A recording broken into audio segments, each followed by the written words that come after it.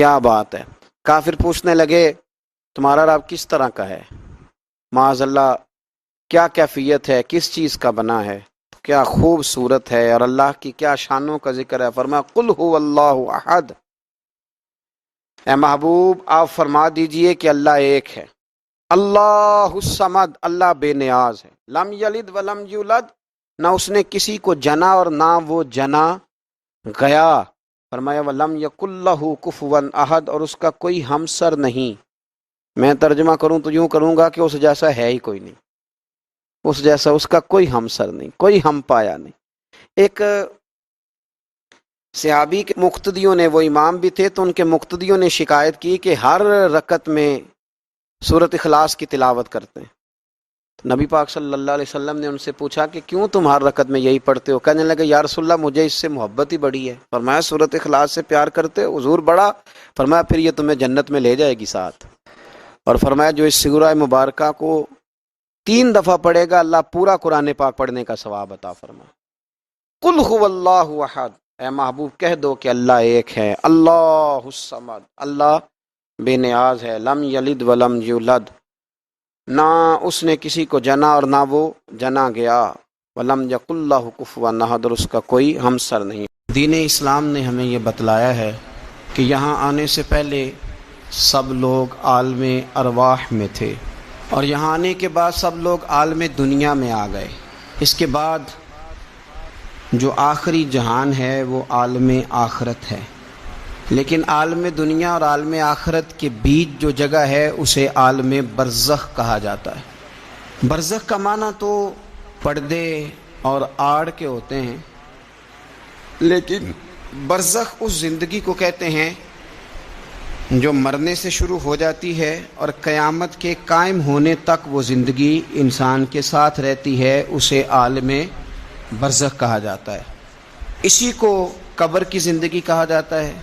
لیکن عالم برزخ کیوں کہا جاتا ہے، اس کی کیا وجہ ہے؟ تو اس کی وجہ یہ ہے کہ ہر آدمی کو قبر نصیب نہیں ہوتی، تو جو جل کے مر گیا جزا اور سزا اسے بھی ملے گی، عذاب قبر اسے بھی ہوگا، پر اس کا نام کیا ہے؟ عالم برزخ۔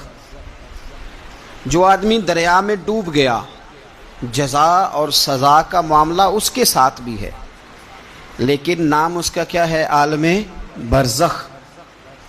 نبی کریم صلی اللہ تعالی علیہ وسلم ارشاد فرمانے لگے، حضور فرماتے ہیں کہ ایک شخص نے وصیت کی تھی کہ جب میں مر جاؤں تو مجھے بڑا ڈر آتا ہے، میں اللہ کے حضور کس طرح کھڑا ہوں گا۔ اپنی اولاد سے کہنے لگا کہ اس طرح کرنا کہ میری لاش کو جلا دینا، پھر میری راکھ کو ہواؤں میں اڑا دینا، میں اپنے رب کریم کے سامنے کھڑا نہیں ہو سکتا۔ اس کے بچوں نے اسی طرح کیا۔ تو حضور صلی اللہ علیہ وسلم فرماتے ہیں پھر اللہ نے زمین کے ذروں کو حکم دیا اور زمین نے سارے ذرے اکٹھے کیے، پھر رب نے اسے زندگی دی اور پھر پوچھا یہ تو نے وصیت کیوں کی تھی؟ تو اس کرتا اللہ میں تیرے سامنے کھڑا نہیں ہو سکتا تھا، مجھے اپنے اعمال کا پتہ تھا، جے ویکھاں میں عملاں والے تے پھر تے کچھ نہیں نا میرے پلے، تو میں ڈرتا تھا کہ کیا بنے گا۔ تو رب فرمائے گا فرشتوں میرا بندہ سچ کہتا ہے، اسے میرے فضل سے جنت عطا کر دو۔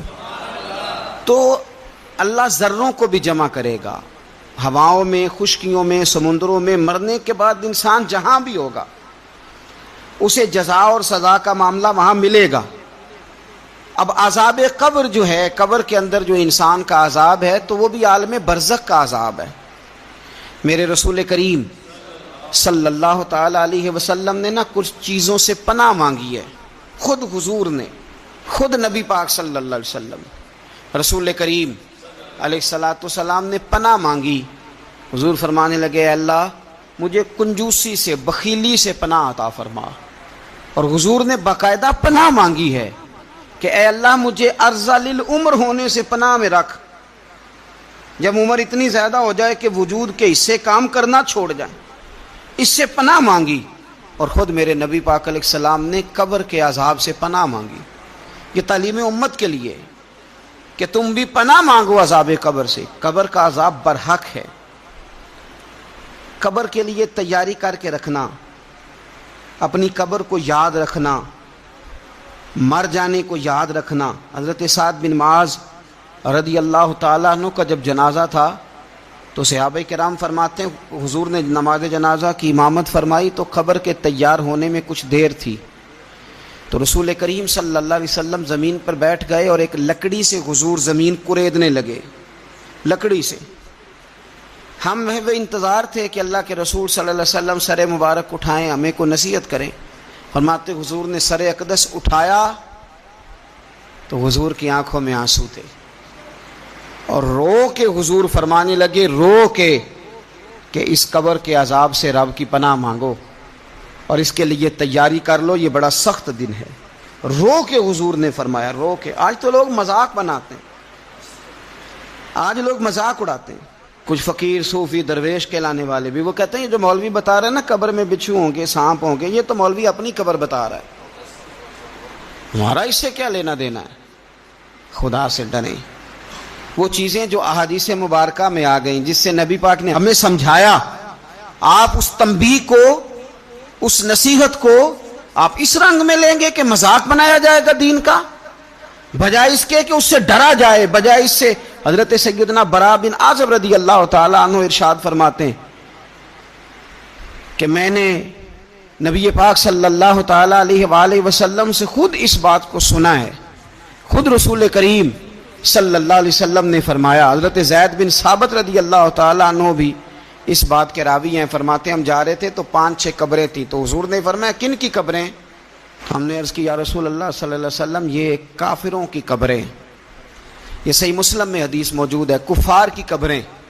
تو اللہ کے رسول صلی اللہ علیہ وسلم فرمانے لگے، ذرا حدیث کے لفظوں پہ غور کرنا، حضور فرمانے لگے اگر مجھے ڈر نہ ہوتا کہ تم اپنے مردوں کو دفن کرنا چھوڑ دو گے، اگر مجھے اس بات کا ڈر نہ ہوتا کہ تم اپنے لوگوں کو، مرنے والوں کو قبروں میں دفن کرنا چھوڑ دو گے، اگر یہ مجھے ڈر نہ ہوتا تو میں تمہیں سناتا کہ قبر کے اندر کس طرح عذاب ہوتا ہے، تمہیں دنیا میں رہ کے میں سناتا، پر ڈر ہے کہ کہیں تم اپنے مرنے والوں کو قبروں میں دفن کرنا چھوڑ ہی نہ دو، اس لیے میں تمہیں یہ بات نہیں بتاتا۔ اور میرے رسول کریم صلی اللہ تعالیٰ علیہ وآلہ وسلم نے پھر ارشاد فرمایا، اپنے غلاموں کی طرف نظر فرمائی، یہ بات کہہ کے کہ اگر مجھے ڈر نہ ہوتا کہ تم دفن کرنا چھوڑ دو گے تو تمہیں میں سنا دیتا کہ قبر میں کیا عذاب ہوتا ہے۔ پھر حضور نے صحابہ سے فرمایا چلو بھائی دوزخ کے عذاب سے اللہ کی پناہ مانگو، تو سب کہنے لگے ہم دوزخ کے عذاب سے اللہ کی پناہ مانگتے ہیں۔ پھر نبی پاک صلی اللہ تعالیٰ علیہ وسلم نے ارشاد فرمایا تم سب کہو کہ ہم قبر کے عذاب سے اللہ کی پناہ مانگتے ہیں۔ تو صحابہ نے کہا ہم قبر کے عذاب سے اللہ کی پناہ مانگتے ہیں۔ پھر میرے رسول پاک علیہ الصلوۃ والسلام نے فرمایا تم کہو، سارے یہ کہو کہ ہم ظاہری اور باطنی فتنوں سے اللہ کی پناہ مانگتے ہیں۔ تو صحابہ نے کہا کہ ہم ظاہری اور باطنی فتنوں سے اللہ کی پناہ مانگتے ہیں۔ پھر میرے محبوب علیہ السلام نے فرمایا تم کہو کہ ہم دجال کے فتنے سے اللہ کی پناہ مانگتے ہیں۔ تو صحابہ کرام نے کہا کہ اے اللہ ہم دجال کے فتنے سے تیری پناہ تیری پناہ میں آتے ہیں۔ نبی پاک علیہ السلام نے یہ الفاظ کہہ کے یہ بات بتلا کے ہمیں سمجھا دیا، ہمیں قائل فرمایا محبوب نے۔ یاد رکھنا، اس بات کو اچھی طرح سمجھ لینا کہ اگر مجھے ڈر نہ ہوتا کہ تم اپنے مردوں کو دفن کرنا چھوڑ دو گے تو تمہیں بتلا دیتا کہ قبر میں کتنا سخت عذاب ہوتا ہے۔ اپنے معاملات پر غور کریں۔ ہمارا وہ کسی شاعر نے کہا تھا کہ مرنے کے بعد مجھ کو 2 گز زمین جو ملی تو دیکھو بعد مرنے کے ہی ہم جاگیردار ہو گئے۔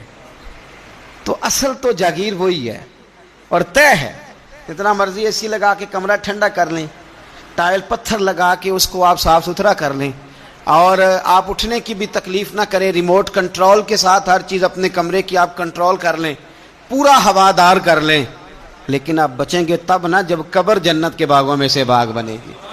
اگر وہ جنت کے باغوں میں سے باغ نہیں بنتی تو پھر فائدہ نہیں ہے۔ میرے رسول کریم صلی اللہ تعالیٰ علیہ وآلہ وسلم کے پیارے صحابی حضرت عثمان غنی رضی اللہ تعالیٰ عنہ فرماتے ہیں، یہ سنن ابو داؤد شریف کی حدیث ہے کہ حضور نے فرمایا جب میت کو دفن کر کے فارغ ہو جاؤ تو اس کی قبر پر کھڑے رہو. خود حضور بھی قبر پر کھڑے رہتے دفن کرنے کے بعد، اور فرماتے اس کے ثابت قدم رہنے کی دعا کرو، اس لیے کہ اب اس سے سوال و جواب ہوں گے، اب فرشتے اس کی قبر میں آئیں گے، اب اس سے پوچھیں گے، اب اس کے ساتھ وہ امتحان ہوگا، تو اس کے لیے دعا کرو، قبر پہ کھڑے ہو کے دعا مانگو. ایک حدیث میں فرمایا کہ اتنی دیر دعا مانگو، اتنی دیر دعا مانگو کہ جتنی دیر اونٹ ذبح کر کے کھال اتار کے گوشت بنا کے، اونٹ ذبح کرنا سب سے زیادہ مشکل ہے، اونٹ ذبح کر کے کھال اتار کے گوشت بنا کے بانٹ دیتے ہو، اتنی دیر مرنے والے کی قبر پہ کھڑے رہ کے دعا مانگا کرو، کیونکہ اب فرشتے آئیں گے، سوال و جواب ہوگا. تو عذاب قبر، مصنف عبد الرزاق میں حدیث ہے کہ ایک بندے کو صرف ایک کوڑا مارا گیا تھا قبر میں، ایک کوڑا، ایک درہ، تو اس کی ساری قبر میں آگ بھڑک اٹھی. تو پوچھتا ہے کہ یہ ایک کوڑا مجھے کیوں مارا گیا؟ تو انہوں نے کہا ایک وجہ تو یہ تھی کہ تو پاکی پلیدی کا خیال نہیں کرتا تھا، اور دوسری وجہ یہ تھی کہ ایک دفعہ ایک مظلوم نے تجھ سے کہا تھا میری مدد کر، اور تو مدد کرنے پہ قادر تھا، تیرے اندر ہمت تھی، پر تو اس کی مدد کے لیے تیار نہیں ہوا. وہ ہمارا مشہور فکر ہے نا کہ سانو کی لگے، پرائی لڑائی پرائی آگ نو اسی گھر کیوں لے آئیے. تو وہ جو ہمارا خاص معاملہ ہے نا کہ کسی کی مدد نہیں کرنی، وہ ہمیں خراب کرتی ہے، وہ ہمیں خراب کرتی ہے، ہمارے حالات بگڑ جاتے ہیں. ہم مدد کرنے پہ قادر ہوتے ہیں پر کسی مظلوم کی مدد، ایک کوڑا لگا تو پوری قبر میں آگ بھڑک اٹھی. عذاب قبر سے اللہ کی پناہ مانگی جائے، ڈرا جائے، اور آخرت کے لیے قبر کے لیے تیار. قرآن مجید نے کہا وَإِذَا الْقُبُورُ بُعْثِرَتْ، جب قبریں کریدی جائیں گی نا تو عَلِمَتْ نَفْسٌ مَا قَدَّمَتْ وَأَخَّرَتْ، پھر ہر جان لے گی کہ اس نے آگے کیا بھیجا اور پیچھے کیا چھوڑا. میرے عزیز، اپنی قبر کے لیے، اپنی آخرت کے لیے فکر کریں، تیاری کریں. مولا رومی ایک بڑی خوبصورت مثال دیتے ہیں اور بڑے شاندار انداز میں بات سمجھاتے ہیں. وہ کہتے ہیں مصر کے اندر نا ایک رواج تھا کہ وہ سال کے آخر میں، سمجھ لیں ذی الحج کے آخری دن، یا جس طرح آج کل لوگ جنوری فروری سے کام چلاتے ہیں، تو وہ دسمبر کی آخری تاریخ کو نا پچھلے بادشاہ کو معطل کر دیتے تھے، اور یکم تاریخ کو وہ جا کے دریا کے کنارے کھڑے ہوتے تھے تو کشتی آتی تھی، جو پہلا آدمی اترتا تھا اسے بادشاہ بنا لیتے تھے. پورا سال اس کی بات مانتے، اور سال کے آخر میں جا کے پھر اس کو جنگل میں، جہاں جنگل میں درندے تھے، جھاڑیاں تھیں، خوفناک جگہ تھی، وہاں جا کے چھوڑ آتے تھے، درندے اسے پھاڑ ڈالتے. تو ایک سال ایک دانشمند آدمی اترا، وہ تو اس کو انہوں نے کہا کہ بھئی تو ہمارا بادشاہ ہے. انہوں نے کہا یہ کیا بات ہوئی؟ تو بادشاہ ہوں تو کیا مطلب؟ انہوں نے کہا جی ہمارا اصول ہے، پورا سال تیری بات مانیں گے، سال کے بعد جنگل میں چھوڑ آئیں گے. کہنے لگا سال تو بات مانو گے نا؟ نے کہا ہاں. کہنے لگا اچھا پھر سب سے پہلے مجھے وہ جنگل دکھاؤ جس میں تم نے آخر میں چھوڑ کے آنا ہے. پہلے مکان کے پہلے سوسائٹی میں گھر کے پہلے قبرستان کی طرف حاضری. قرآن پاک کی جو ترتیب ہے نا موت و حیات کی، پتہ کس طرح؟ الذی خلق الموت والحیات، وہ رب جس نے موت اور زندگی پیدا کی. قرآن زندگی کا ذکر بعد میں کرتا ہے، موت کا ذکر ہے. تو ملا رومی کہتے ہیں وہ آدمی کہنے لگا پہلے دکھاؤ نا کہاں سال کے بعد لے کے جاؤ گے. تو انہوں نے جا کے وہ جگہ دکھائی، اس جنگل میں سال کے بعد ہم نے آپ کو لے کے آ کے چھوڑنا ہے. تو کہنے لگا ختم ہو گئی بات، اسی جنگل میں چھوڑو گے نا، کوئی اور تو نہیں؟ کہا جی اسی میں چھوڑیں گے. کہنے لگا بالکل ٹھیک ہے. پہلا حکم تخت پہ بیٹھ سے اس نے یہ کیا کہ جنگل کے اندر جتنی خاردار جھاڑیاں ساری کاٹ دو. اس جنگل میں جہاں آخر میں جانا ہے وہ ساری جھاڑیاں کاٹ دیں.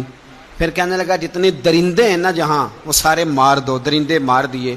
کہنے لگا اب ہل چلاؤ، کیاریاں بناؤ، پھول لگاؤ، گلاب لگاؤ، چمبیلی لگاؤ، کرو اس کے اندر خوشبوئیں. وہ سارا سال وہ باغ کی تیاری کرتا رہا. سال کے بعد انہوں نے چارپائی پہ باندھا. جب اس باغ میں لے کے جا رہے تھے تو پرانے بادشاہ کہتے تھے نہیں میں نے نہیں جانا، چھوڑ دو، اتار دو، معاف کر دو. یہ پتہ کیا کہہ رہا تھا؟ کہہ رہا تھا عجلونی، ذرا جلدی کرو، ذرا جلدی کرو، جلدی کرو، مجھے لے جاؤ قبر میں اور جلدی سے مجھے وہاں چھوڑ کے آؤ جنگل میں. کیوں بھلا؟ اس لیے کہ اس نے فارغ بیٹھ کے موج نہیں کی، اس نے اپنی آخری جگہ کے پھل پودوں کی تیاری کی. او میرے بھائی، ہمارے پاس پیسہ آتا ہے تو گاڑی نہیں آتی ہے. اگر تھوڑا پیسہ زیادہ بڑھ گیا تو چلو وہاں بھی پلاٹ لے لو، کوئی بندہ بھی اپنی آخرت کے لیے قبر حشر کے لیے سوچنے کو تیار ہے؟ جتنے مکان آپ نے بنانے ہیں نا، بچوں نے بعد میں لڑنا ہے، انہوں نے کہنا کارنے والا ابا مجھے کہہ گیا تھا کارنر والا تیرا ہے، نے کہا تھا مجھے ابا جی، مجھے کہہ گئے تھے کہ تم پہلے بڑا ہو گیا تھا، تو کمائی کرنے لگ گیا تھا، لہذا یہ سارا تیرا ہی ہے۔ وہ سب کو کوئی نہ کوئی بات ابا کان میں کہہ ہی جاتا ہے، سب نے اپنے حصے کی کوئی نہ کوئی بات یاد کی ہوتی۔ ابا نے کہاں جانا ہے؟ جہاں حالت بڑی خراب ہے، جہاں حالات بڑے پیچیدہ ہیں، مہربانی فرمائیں وہ جو تیاری ہے نا آخرت کی، یہاں رہ کے قبر کی تیاری کریں، یہاں رہ کے وہاں کے کیڑے مکوڑے ماریں، پھر وہاں جانے میں کوئی پریشانی نہیں ہوگی۔ پھر تو بندہ بھاگ کے جائے گا، بندہ بھاگ کے جائے گا۔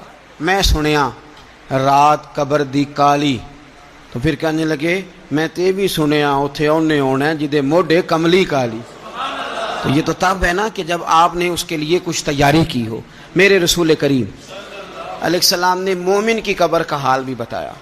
یہ تو ہے نا عذاب ان لوگوں کے لیے جو نافرمانی کرنے والے ہیں، یہ ان کی قبر کا حال بتایا۔ تو سنن ترمذی میں، صحیح ابن حبان میں حضرت ابو ہریرہ رضی اللہ تعالیٰ عنہ بیان کرتے ہیں کہ حضور صلی اللہ علیہ وسلم نے فرمایا جب میت کو قبر میں رکھا جاتا ہے تو اس کے پاس سیاہ رنگ والے اور نیلی آنکھوں والے دو فرشتے آتے ہیں اور اس کو اٹھا کے بٹھاتے ہیں۔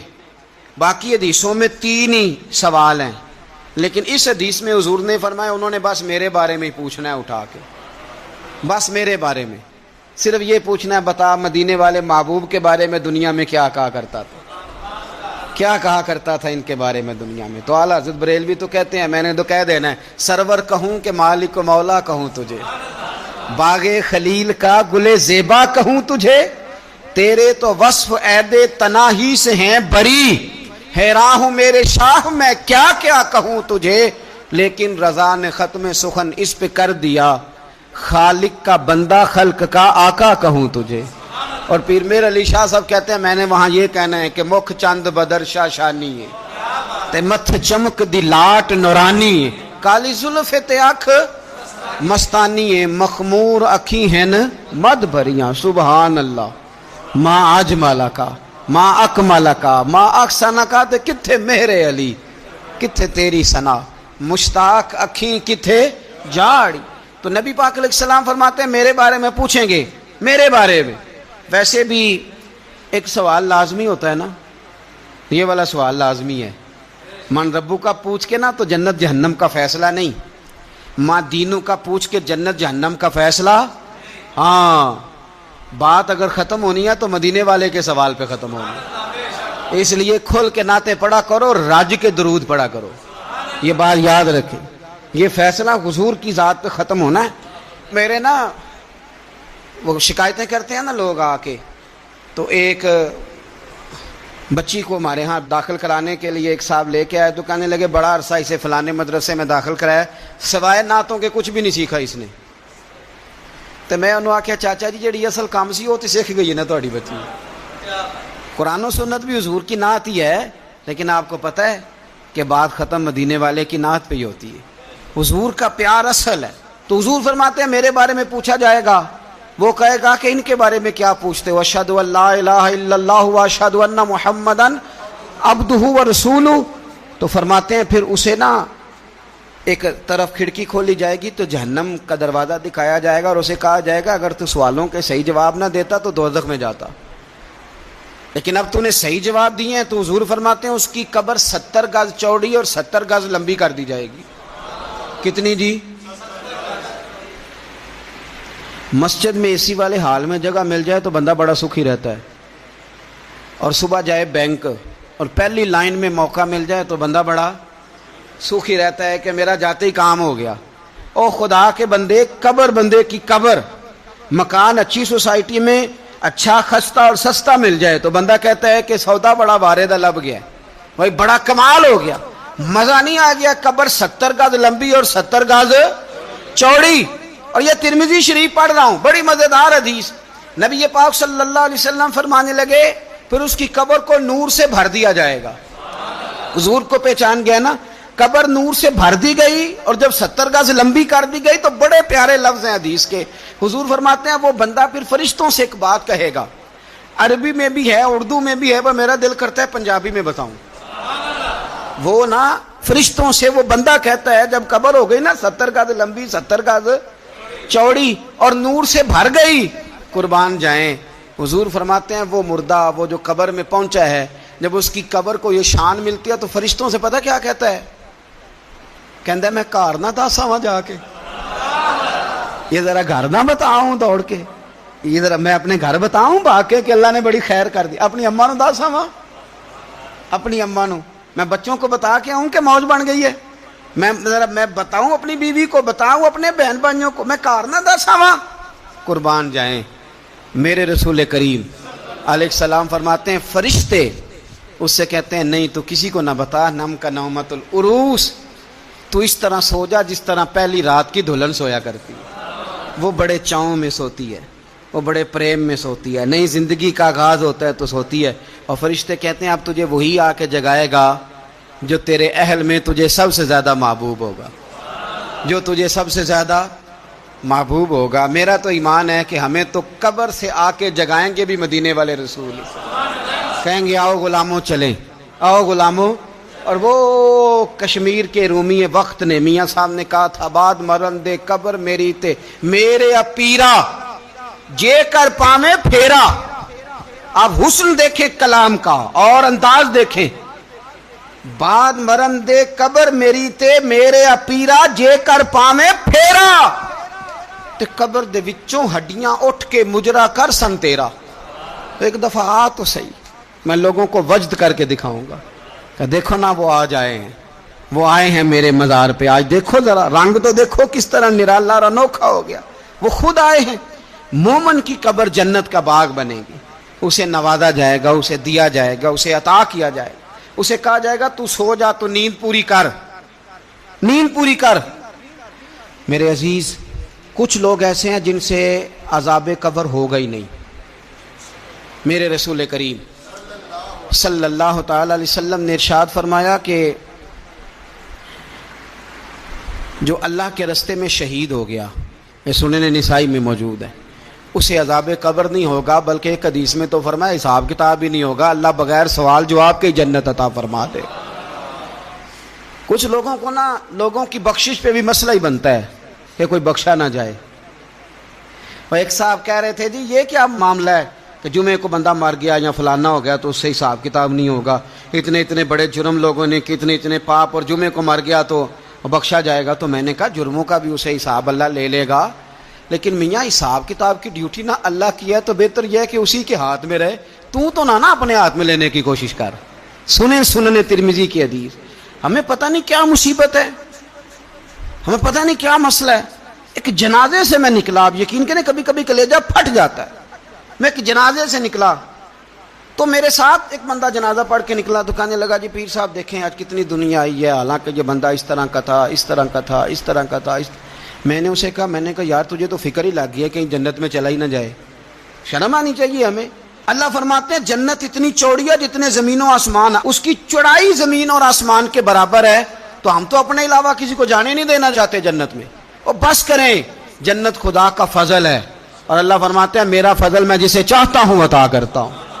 یہ سنن ترمذی کی حدیث، اور اس کے راوی حضرت عبداللہ ابن عمر رضی اللہ تعالیٰ عنہ، نبی پاک علیہ السلام نے فرمایا جو مسلمان جمعے کے دن یا جمعے کی رات کو فوت ہو اس کو اللہ تعالیٰ قبر کی آزمائش سے محفوظ رکھتا ہے۔ جو جمعے کی رات فوت ہو جائے یا جمعے والے، یعنی جمعے رات اور جمعے کی درمیانی رات چلا جائے یا جمعے والے، تو اللہ اسے عذاب قبر سے، تو میرے عزیز جو بندہ شہید ہو اس سے عذاب قبر نہیں ہوتا، جو آدمی جمعے کے دن یا جمعے کی رات چلا جائے اسے بھی عذاب قبر نہیں ہوتا۔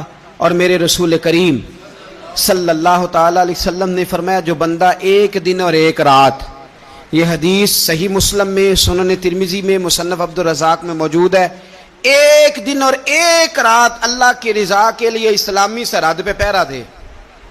میں اور آپ سوئے ہوئے ہیں، لیکن وہ لوگ جو فوجی بارڈروں پہ کھڑے ہیں، دیکھو مدینے والے محبوب کس کس پہ کرم فرماتے ہیں۔ ساری عمر نہیں، 24-25 سال کی سروس نہیں، فرمایا ایک دن اور ایک رات اللہ کی رضا کے لیے جو اسلامی سرحد پر پہرا دے، مسلمانوں کو کافروں سے بچائے، رب اسے عذاب قبر نہیں دے گا، اسے اللہ تعالیٰ اپنے فضل سے معاف فرما دے گا۔ ایک رات اور ایک، تو آپ کیا سمجھتے ہیں کہ ان فوجیوں کی کوئی چھوٹی شان ہے؟ ان کا کوئی چھوٹا مرتبہ ہے؟ ایک دن اور ایک رات اگر یہ پہرا دیں تو اللہ انہیں اتنا انعام عطا کرتا ہے۔ اسی طرح سن لو، یہ ذرا غور سے سننا، ابن ماجہ کی حدیث، اور اس کے علاوہ مسند ابو یعلا میں موجود حدیث کے راوی حضرت ابو ہریرہ رضی اللہ تعالی عنہ، حضور صلی اللہ تعالی علیہ وسلم نے فرمایا جو شخص بیماری سے فوت ہوا، جو شخص، قربان جاؤں میرے محبوب نے بیماری کا نام ہی نہیں لیا، فرمایا کوئی بھی بیماری ہو، فرمایا جو آدمی بیماری سے فوت ہوا اللہ اسے شہادت کی موت عطا فرمائے گا، اور وہ عذاب قبر سے اور قبر کے امتحان سے بھی محفوظ رہے گا، اور حضور فرماتے ہیں اس کو صبح اور شام جنت کے باغوں میں سے رزق دیا جائے گا۔ جو کسی بھی بیماری سے مرا، لوگ کہتے ہیں دیکھو جی بڑا تانگ ہو کے دنیا سے گیا ہے، تو اس بندے کو بھی عذاب قبر نہیں ہوتا۔ اسی طرح جو بندہ سورہ ملک پڑھتا ہے، سنن ترمذی میں حضرت ابن عباس سے روایت ہے کہ حضور صلی اللہ علیہ وسلم کے ایک صحابی نے ایک جگہ خیمہ لگایا تو وہاں سورہ ملک پڑھنے کی آواز آتی، کوئی بندہ پڑھنے والا نظر نہیں آتا تھا۔ جب حضور کی بارگاہ میں عرض کیا تو فرمایا وہاں قبر تھی، اور قبر کے اندر بیٹھ کے میرا صحابی سورہ ملک کی تلاوت کر رہا۔